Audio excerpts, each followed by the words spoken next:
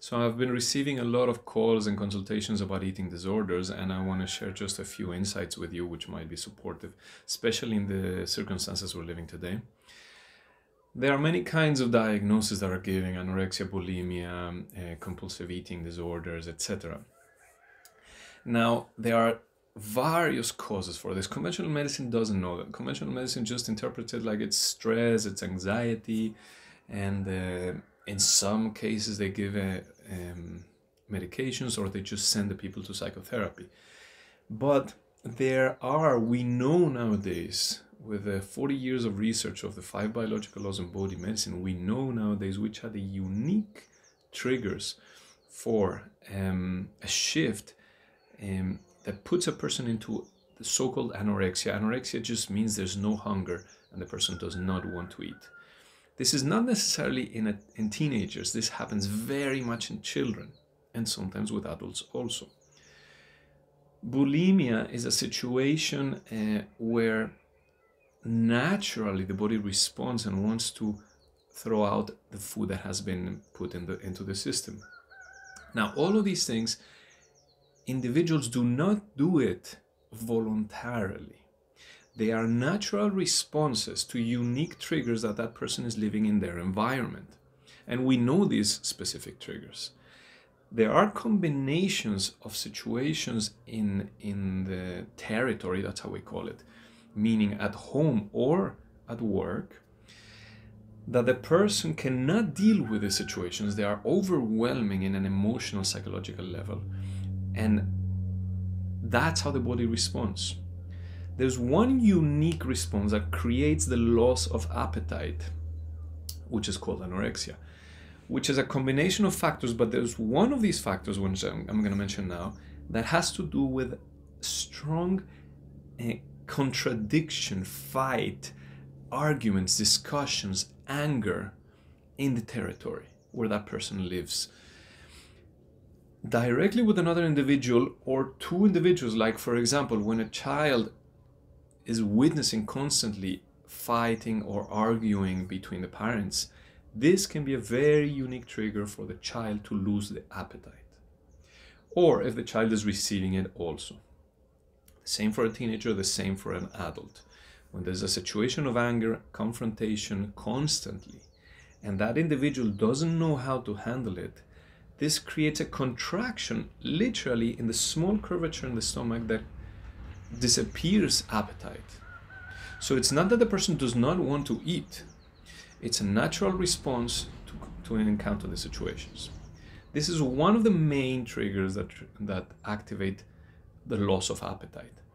Now, there is another one that can trigger the response of vomiting, which is a component of bulimia.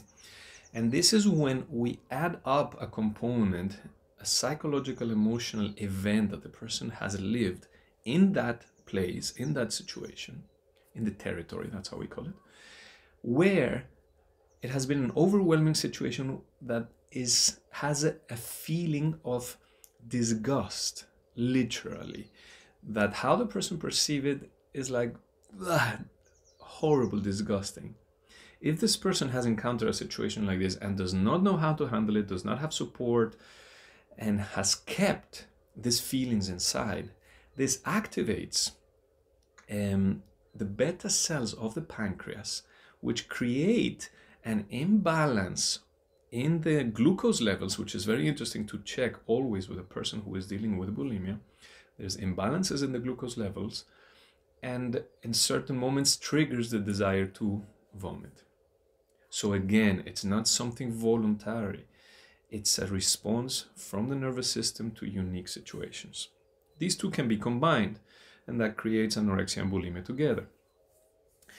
But one of the main issues that I'm receiving these questions and why I'm doing this video is because I'm hearing from a lot of parents that the children are not eating. They don't eat their food, and it can go to something so subtle that children are very intuitive, and they know if they are in harmony, if they are in well-being, and they are supported and nourished in all levels, emotionally, psychologically, the environment, and nutritionally, Children know what nutrients their body needs. But when they don't want to eat and the parents or the caretakers are very insistent or very authoritative on them, and they push them to eat, this attitude exactly is what I just spoke about that creates anorexia. It's this confrontation, sometimes with anger, that immediately contracts the stomach, and the child automatically will have even less hunger.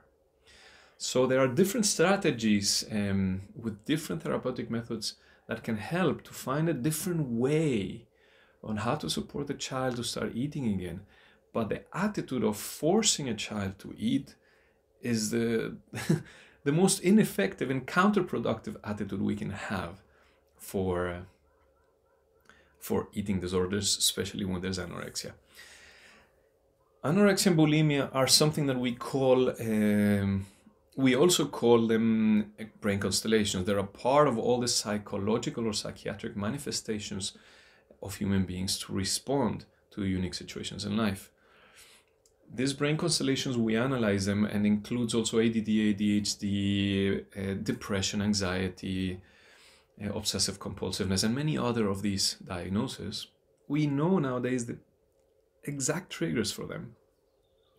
And that's what I teach in Bodhi Medicine. So this is available for anyone, not only for psychologists or doctors. Anybody can learn this, and it's an incredible support, incredible eye-opening information, and very resourceful for any individual for their health, for their life. I hope this is supportive for anyone.